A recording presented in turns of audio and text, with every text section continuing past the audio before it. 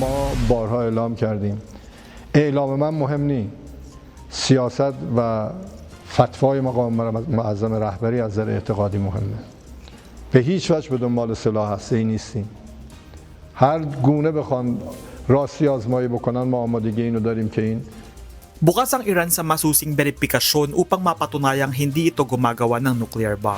Ito ang mariing pahayag ni Iranian President Masoud Pezeshkian sa gitna ng muling pag-igting ng diplomasya sa pagitan ng US at Iran kaugnay ng nuclear program ng Tehran. Binigyang diin ng Iranian President na walang layunin ng kanyang bansa na lumabag sa sarili nitong paniniwala at handa itong payagan ang beripikasyon kung ito ang magpapatunay ng katotohanan. Subalit kasabay nito, iginiit din ng Iran na hindi ito isusuko ang karapatan sa mapayapang nuclear program.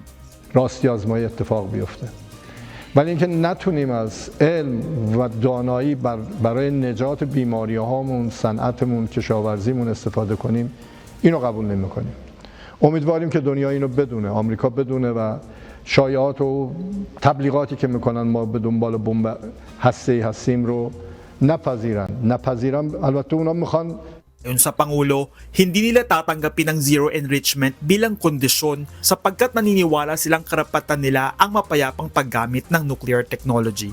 Ito ay sa gitna na nagpapatuloy na nuclear talks sa pagitan ng Iran at Estados Unidos na pinangungunahan ng Oman na layong maiwasan ng posibleng militar na sagupaan.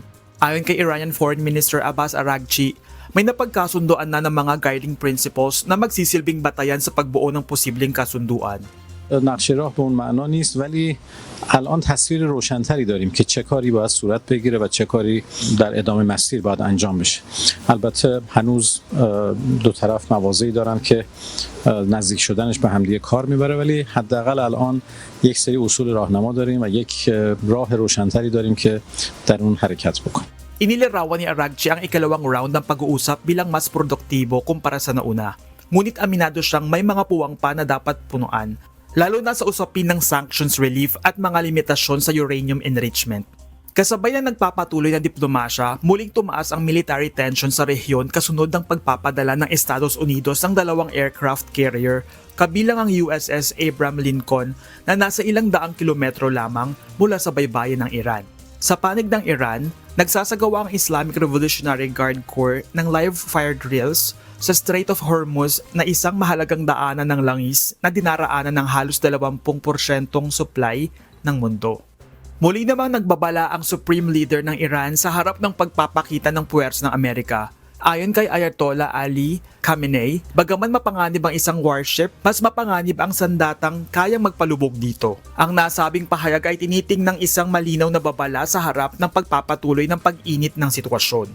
Sa kabila ng matitinding pahayag at militar na paghahanda, nananatiling buhay ang pag-asa na maaabot ang isang kasunduan na maiiwasan ng digmaan at magbubukas ng bagong yugto ng diplomasya sa gitnang silangan. Gerard Moral, UNTV, News and Rescue, Czech Republic. Diyos ang aming sandigan, serbisyo publiko ang aming pinahahalagahan.